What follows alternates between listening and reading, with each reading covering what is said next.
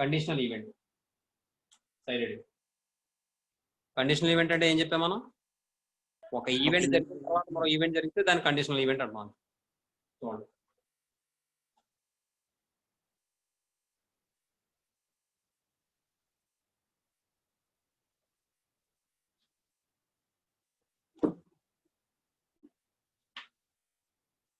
Conditional event.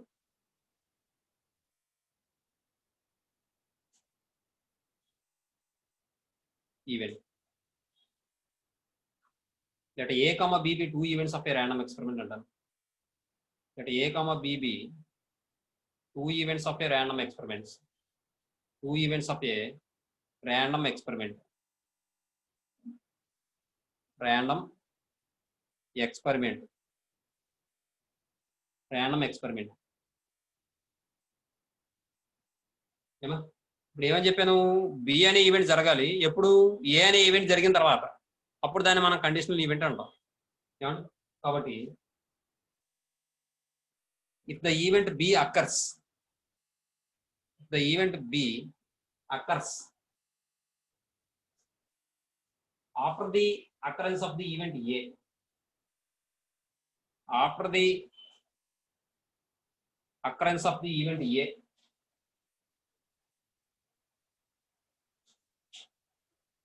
after the occurrence of the event a, then the event is called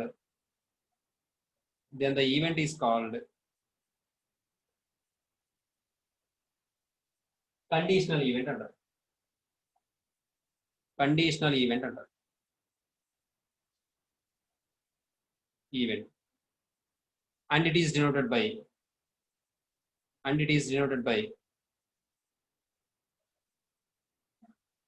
ముందు ఏది జరిగిందండి ఇక్కడ? ఏ sir. కాబట్టి డినామినేటర్ లో ఏ వస్తుంది, న్యూమరేటర్ లో బి వస్తుంది. ఏమంటే బి బై ఏతో డినోట్ చేస్తాం. ఏమంటే దీన్ని మనం ఇంకోలో కూడా రాయొచ్చు. That is happening of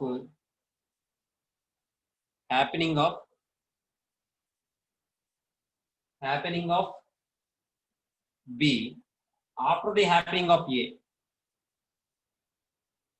after the happening of a, ఏమా b by a equal to right, b by a equal to that is b by a అంటే మీనింగ్ ఏంటంటే happening of b after the happening of a event మాట. Next అలాగే similarly A by B అంటే ఏం చెప్తాం? ఏ by B equals ఏం చెప్తాం? ముందు ఏది జరుగుతుంది? బి జరుగుతుంది. Happening of A after the happening of B. Happening of A after the happening of B.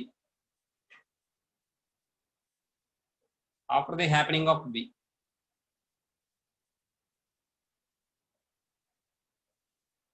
Next తర్వాత కండిషనల్ ప్రాబిలిటీ.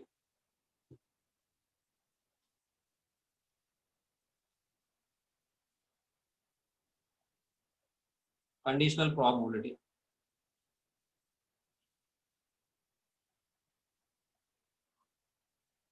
ప్రాబిలిటీ అంటే ఏం చెప్పాం?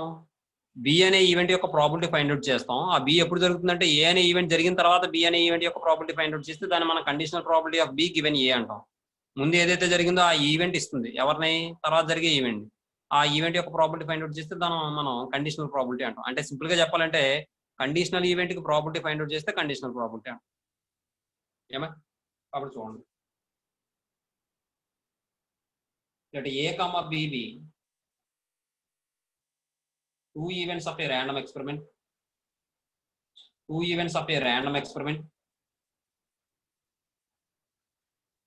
Random experiment and SBA sample space and SBA sample space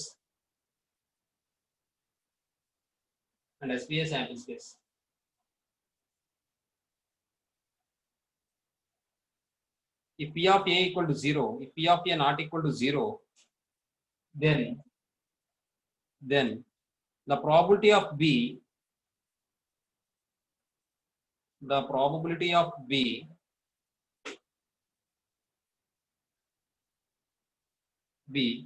after the event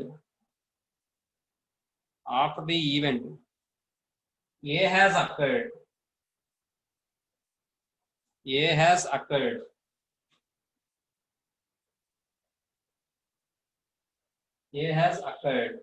is called conditional probability of B. Conditional probability of B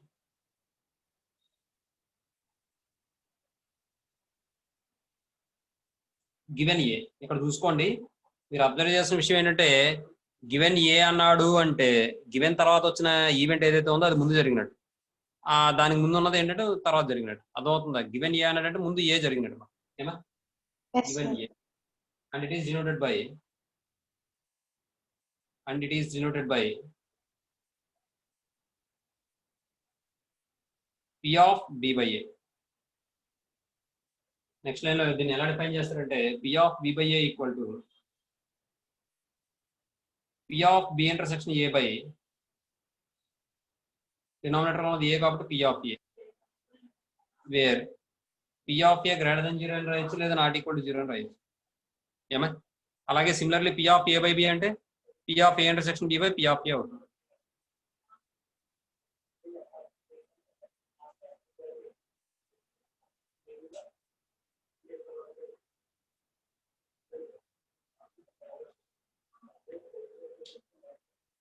ఏమా? తర్వాత similarly అంటే మీరు ఎగ్జామ్లో ఇచ్చినప్పుడు ఇది రాయక్కర్లేదు.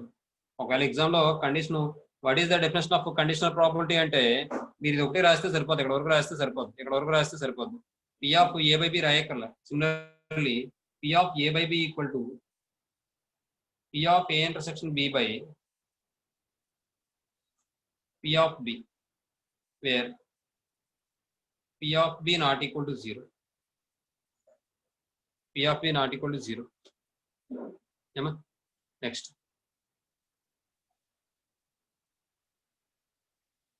తర్వాత కండిషనల్ మన ఇండిపెండెంట్ ఈవెంట్స్ డిపెండెంట్ ఈవెంట్స్ చెప్పిన తర్వాత మల్టిప్లికేషన్ థియరమ్ ఆఫ్ ప్రాబిలిటీ చెప్పుకోవచ్చు.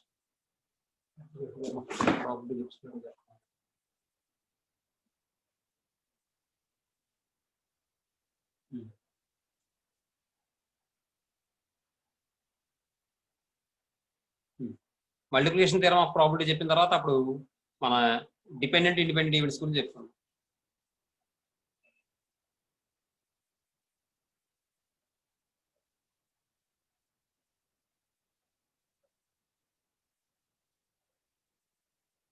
చూడండి, మల్టిప్లికేషన్ థియరమ్ ఆఫ్ ప్రాబిలిటీ చాలా ఇంపార్టెంట్ అన్న. మల్టిప్లికేషన్ థియరమ్ ఆఫ్ ప్రాబిలిటీ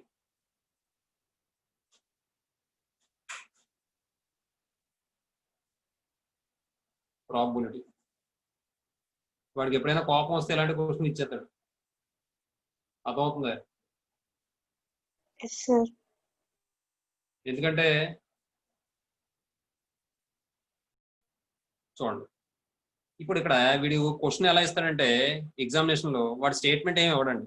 మీకు ఒకటే గుర్తుపెట్టుకోండి, పేరున్న థియరమ్స్, పేరు మోసిన థియరమ్స్, పేరున్న థియరమ్స్ వేరు, పేరు మోసిన థియరమ్స్ వేరు. పేరున్నవి పేరు మోసినవి అంటే ఏంటి?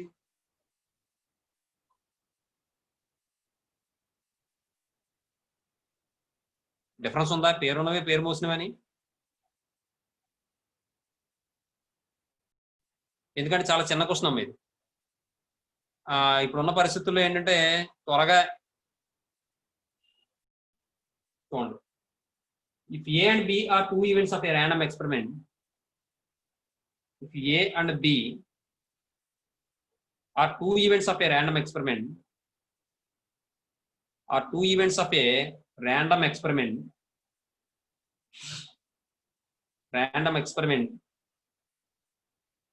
with P of A greater than 0, and P of B greater than 0, and P of B greater than 0, then write in a formula P of A intersection B equal to P of A into P of B by A.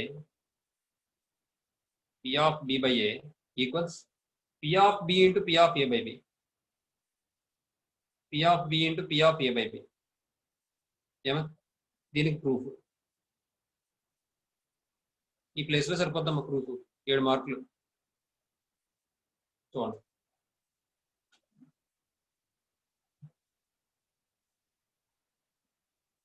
let A comma B be 2 events of a random experiment లేదా SBA sample space రాద్దాం అయితే 2 events of a random experiment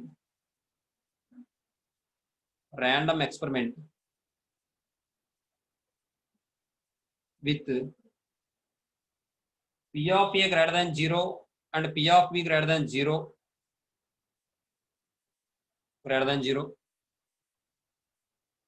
and SBA sample space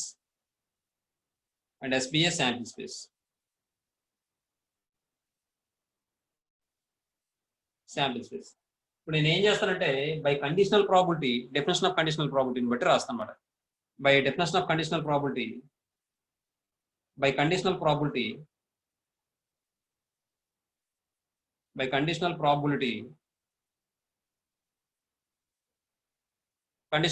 ఏమని చెప్తుంది మనకి P of B by A equal to ఏం చెప్తుంది formula P of B intersection A where P of A not equal to 0.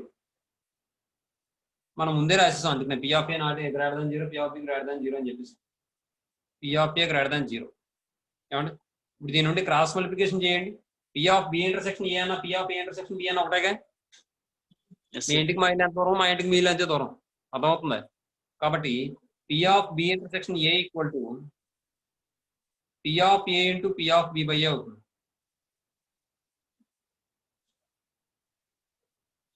Next అంటే P of A intersection B equal to P of A into P of B by A. That is equation 1. Next.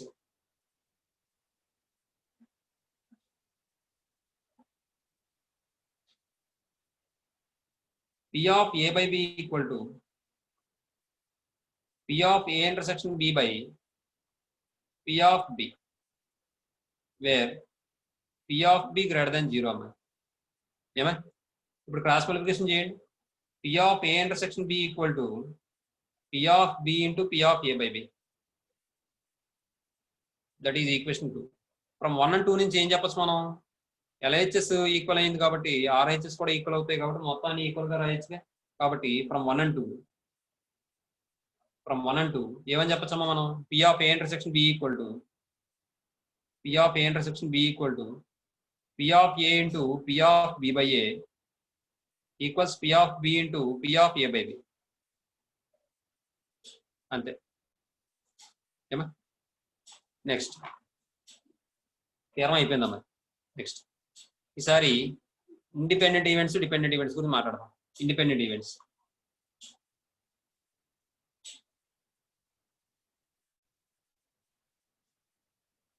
Independent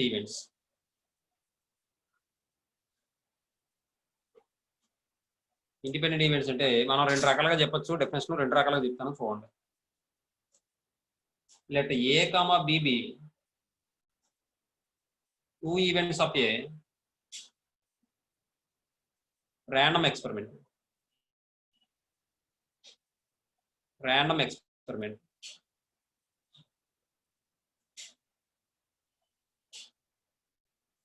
And SBA sample space. ఏమా ఇప్పుడు చూడండి. if P of A by B equal to P of A, P of A by B equal to P of A, then the events A comma B are called independent events.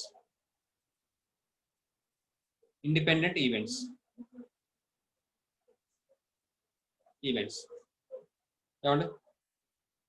Otherwise dependent events. Otherwise A comma B are dependent events. Dependent events. దీన్ని మనం ఇంకోలా కూడా ఎలా రాయొచ్చు అంటే ఈ matter అంతా మామూలే మళ్ళీ లేదంటే A comma B be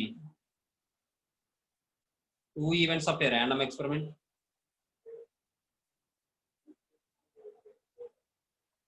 Random experiment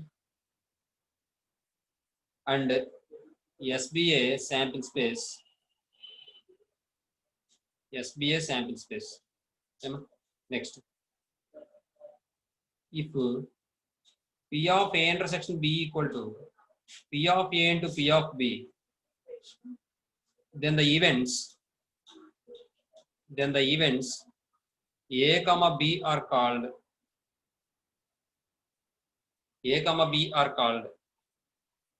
independent events. Independent events. Otherwise dependent events. Otherwise dependent events. Dependent events. ఏమా చూడండి దీనికే మరొక డెఫినేషన్ కూడా చెప్పొచ్చు. జనరల్ గా మాట్లాడితే ఇక్కడ P of A intersection B equal to P of A into P of B అయితే A comma B అనే ఈవెంట్స్ మనం ఏమంటాం అంటే ఇండిపెండెంట్ ఈవెంట్స్ అంటాం, లేదంటే డిపెండెంట్ ఈవెంట్స్ అంటాం. అది జనరల్ గా ఇండిపెండెంట్ అంటే ఏంటండి? ఇండిపెండెంట్ పర్సన్స్ అంటే ఏంటి జనరల్ గా మాట్లాడితే? ఇండిపెండెంట్ అంటే ఏంటి అసలు? ఎవరి మీద ఆధారపడకుండా. ఈ కండిషన్ గుర్తుపెట్టుకోండి. P of A intersection B equal to P of A into P of B అయితే A comma B ని మనం ఇండిపెండెంట్ ఈవెంట్స్ అంటాం, లేకపోతే డిపెండెంట్ ఈవెంట్స్ అంటాం. అది క్వశ్చన్ ఉంటుంది ఒకటి, దీని మీద గుర్తుపెట్టుకోండి. A intersection B equal to P of A into P of B అవ్వాలి. తర్వాత కండిషనల్ అది ఇండిపెండెంట్ ఈవెంట్స్ డిపెండెంట్ ఈవెంట్స్ అయిపోయింది. నెక్స్ట్ బేయిస్ థీరం ఉంది. బేయిస్ థీరం కన్నా ముందు ఒక నోట్ కూడా చెప్తాను చూడండి. Note let A comma B comma C be three events of a random experiment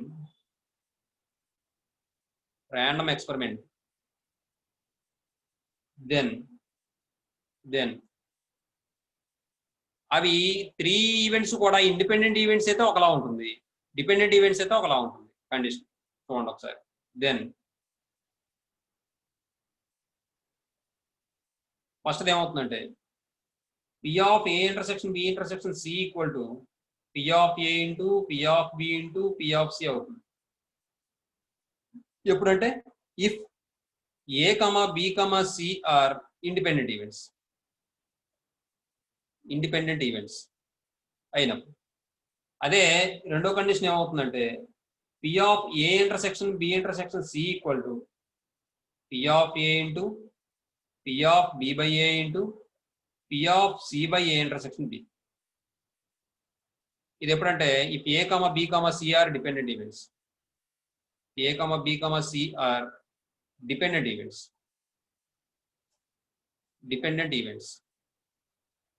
అర్థమవుతుందని నేను చెప్పింది ఎలాగో చెప్తాను చూడండి ఒకసారి. విషయం ఏంటంటే ఇప్పుడు ఇంతకుముందు చెప్పిన స్క్రూస్ అమ్మే చెప్తాను. మీ దగ్గర 5 స్క్రూస్ ఉన్నాయి, జాగ్రత్తగా గుర్తుపెట్టుకోండి. ఏ స్క్రూ కూడా మీరు పడేయకూడదు. 5 స్క్రూస్ జాగ్రత్తగా గుర్తుపెట్టుకోండి. ఏమంటే 5 స్క్రూస్ లో మీరు 3 స్క్రూస్ తీస్తున్నారు, one after the other.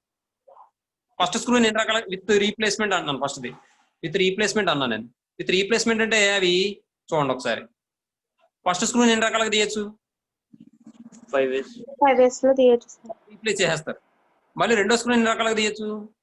5 ways. Replace చేసేస్తారు. మళ్ళీ మూడో స్క్రూ ఎన్ని రకాలుగా తీయచ్చు? 5 ways. అర్థమైందా మీకు? అక్కడ అబ్జర్వ్ చేస్తే ఏ ఈవెంట్ కి కూడా ఇబ్బంది లేదు. ఫస్ట్ ఒక ఈవెంట్ జరగడం తర్వాత జరిగే ఈవెంట్ మీద ఎటువంటి ఇంపాక్ట్ లేదు. చెప్పింది అర్థమైందా? అది విషయం. అంటే ఇక్కడ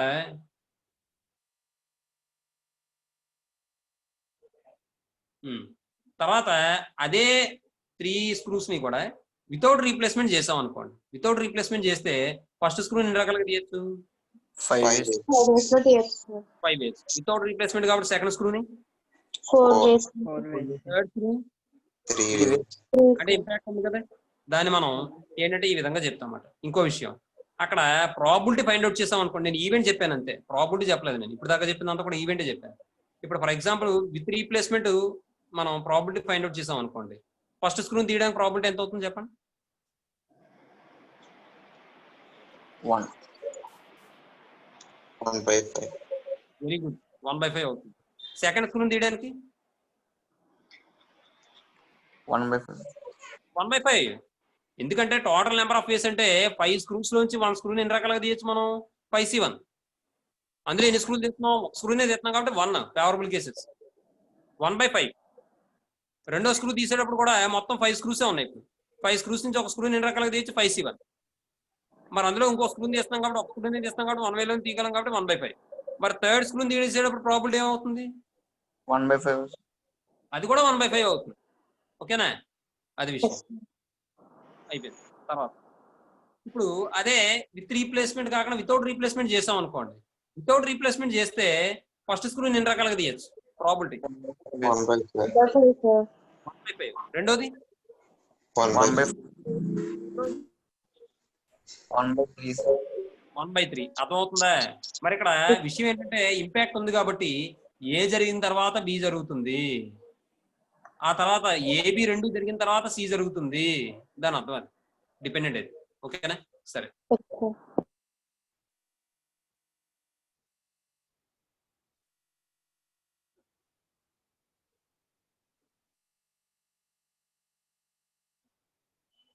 నెక్స్ట్ బేస్ తీరం చూద్దాం. బేస్ తీరం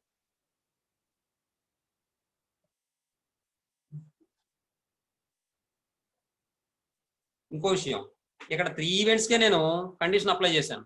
3 ఈవెంట్స్ కే కాదు, మీరు అన్ని ఈవెంట్స్ కూడా ఈ కండిషన్ అప్లై చేయొచ్చు. ఇప్పుడు ఫర్ ఎగ్జాంపుల్ నేను ఇదే క్వశ్చన్ నేను డిపెండెంట్ ఈవెంట్స్ అని చెప్పి A intersection B intersection C intersection D అని ఇచ్చాను అనుకోండి. అప్పుడు ఏం రాస్తారు చెప్పండి? P of A into P of B into నేను చెప్పింది ఇది, ఈ కండిషన్ చెప్పమన్నాను నేను. P of A intersection B intersection C intersection D అని ఇస్తే ఏం రాస్తారు? P of A into P of B by A into P of C by A intersection B into P of D by A intersection B intersection C. P of సరిగ్గా చెప్పు. P of A into P of B by A into P of B by A into P of C by A intersection B into P of C by intersection B into P of D by A intersection B intersection C. అంతే. Very good. అలాగే మనం ఎన్ events కూడా మనం apply చేయొచ్చు. ఏమా అంత పెద్ద formula నేను చెప్పట్లేదు, గుర్తుపెట్టుకోండి. ఇది సిమిలర్ ప్రాసెస్ మాట. సరే, నెక్స్ట్ ఇప్పుడు బేయిస్ థియరం. బేయిస్ థియరం చాలా ఇంపార్టెంట్ 7 మార్క్స్ కి. గుర్తుపెట్టుకోండి. స్టేట్మెంట్ కూడా మీరే రాసుకోవాలి. వాడు ఏమంటాడంటే state and prove Bayes theorem అంటాడు అంతే, ఇంకా అంతకుమించి ఏమన్నా. చాలా ఇంపార్టెంట్ థియరం. ఈ థియరం మీద సమ్స్ కూడా ఉంటాయి. ఈ థియరము సమ్ము కలిపి ఇవ్వచ్చు, లేదంటే థియరం ఒకటే ఇవ్వచ్చు. Bayes theorem. Bayes theorem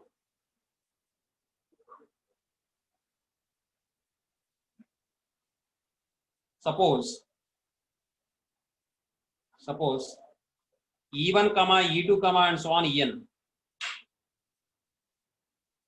En are n mutually exclusive and exhaustive events of a random experiment. N mutually exclusive and exhaustive events of a random experiment.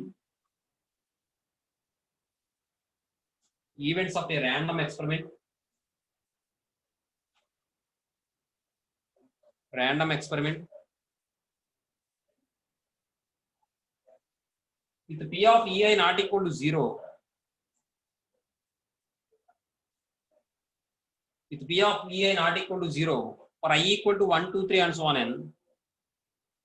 For I equal to 1, 2, 3 and so on n. And so on n. Then for any event capital A, for any event capital A, of the random experiment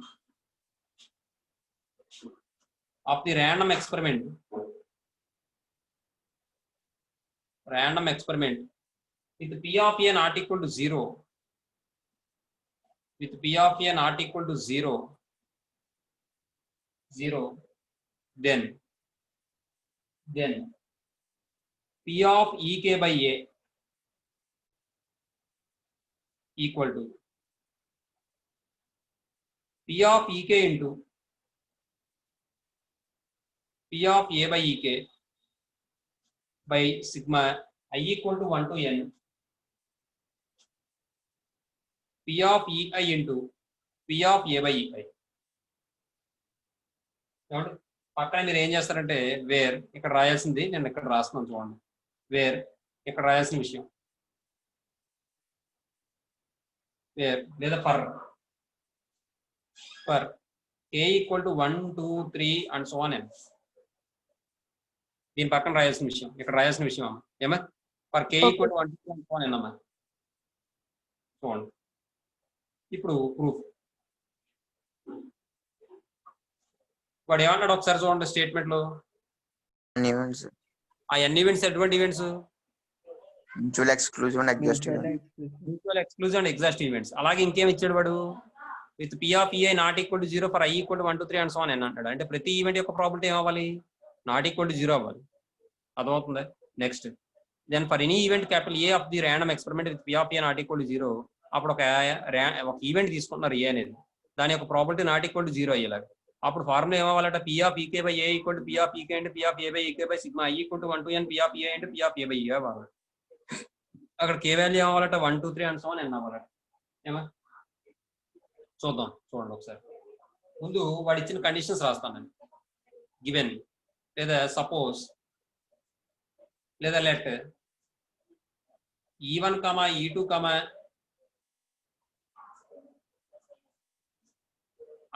E3, E2, E3, and so on, ENR, N mutually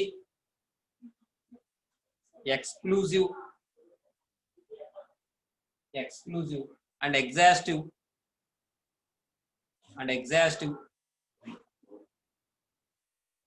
events of a random experiment.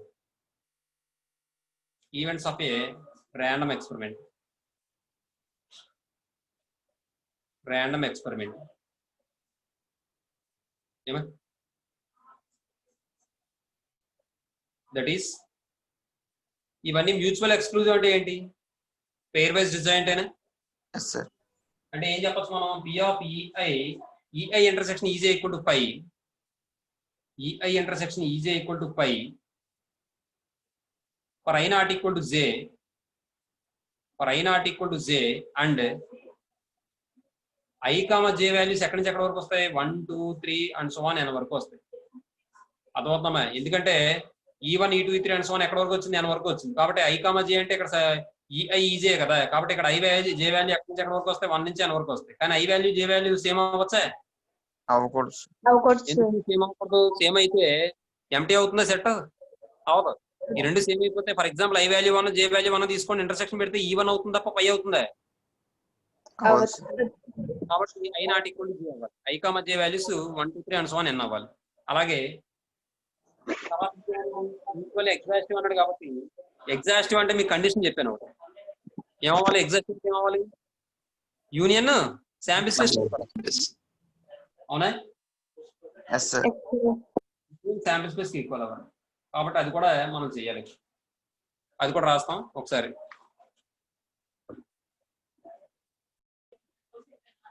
And ఇప్పుడు ఈసారి union ఏమవ్వాలి? Yes కి equal అవ్వాలి. E1 union E2 union and so on union En equal to S అవ్వాలి.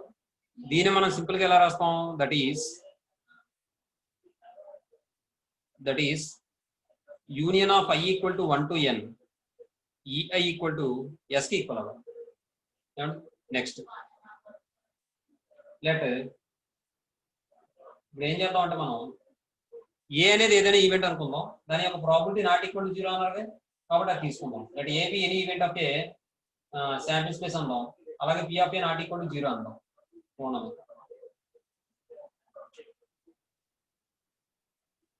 let A be the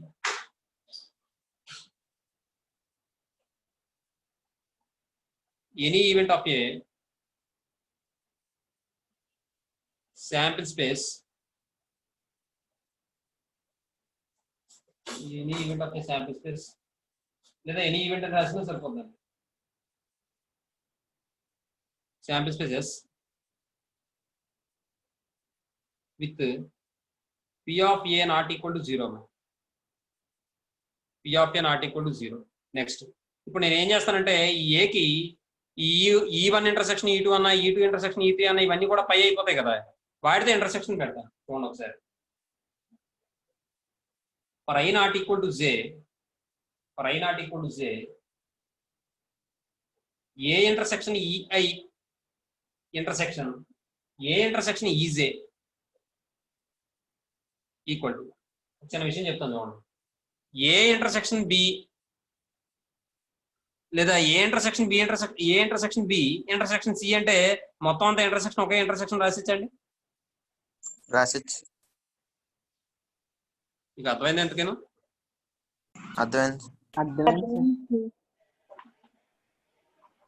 A intersection B intersection C intersection D అని ఉందనుకోండి ఇంకా దాని అర్థం ఏంటి A intersection B intersection C intersection D అని అర్థమవుతుందని చెప్పింది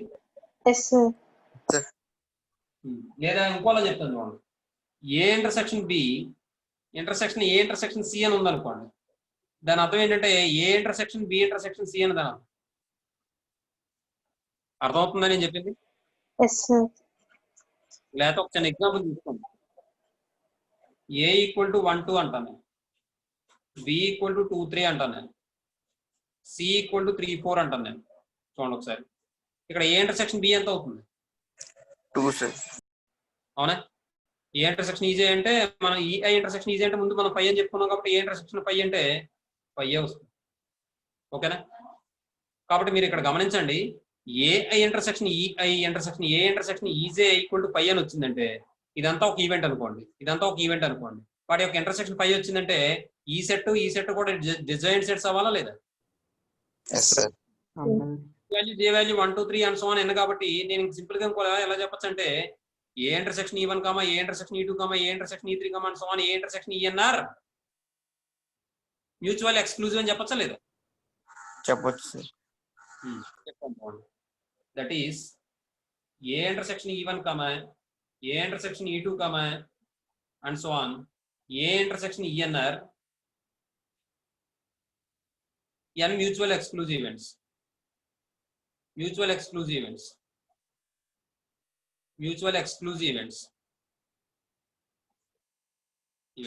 ఇదంతా ఎందుకు ప్రూవ్ చేస్తున్నట్టు అంటే మీకు తెలుస్తుంది చూడండి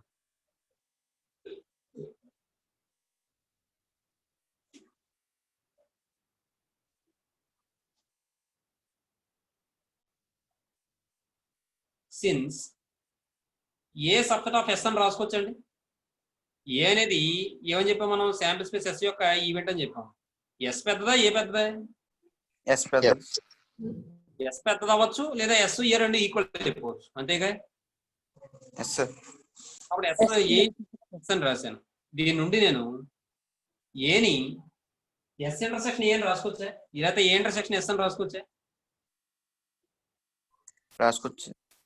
ఎందుకంటే పెద్ద సెట్కి చిన్న సెట్కి ఇంటర్సెక్షన్ పెడితే చిన్న సెట్టే కదా వస్తుంది కాబట్టి ఇలా రాస్తాను నెక్స్ట్ ఇప్పుడు that equals A intersection S అంటే ఇందాక ఏం రాసాం మనం union of I equal to 1 to n EI అని రాసామా లేదా union of I equal to 1 to n EI ఏమా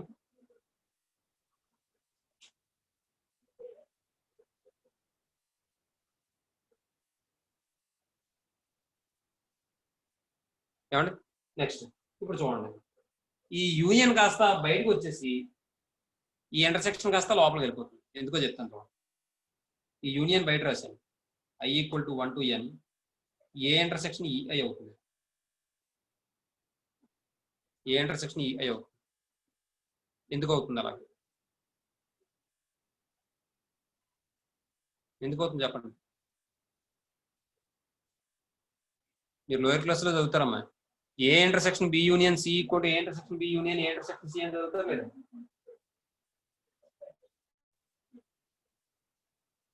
చదువుతారా? Yes, sir. A intersection B union A intersection C, A intersection B union C అంటే A intersection B union A intersection C అని చదువుతారు కదా Yes, sir. Unions లో. Yes, sir. A into B plus C అని రాస్తే AB plus AC అని రాస్తాం లేదా? రాస్తాం సార్. రాస్తాం sir. యూనియన్ ప్లేస్ ప్లస్ ఉంది, ఇంటర్సెక్షన్ ప్లేస్ లో ఇంటూ ఉంది, మల్టిప్లికేషన్ ఉంది. ఏ ఇంటూ బి యూనియన్ ప్లేస్ లో ప్లస్ ఏ ఇంటూ అంటే డిస్ట్రిబ్యూటివ్ ప్రాపర్టీ అన్నమాట సెట్ థియరీలో. కాబట్టి ఈ విధంగా రాసుకోవచ్చు మనం. అర్థమవుతుంది? ఇక్కడ వరకు తీసుకోండి.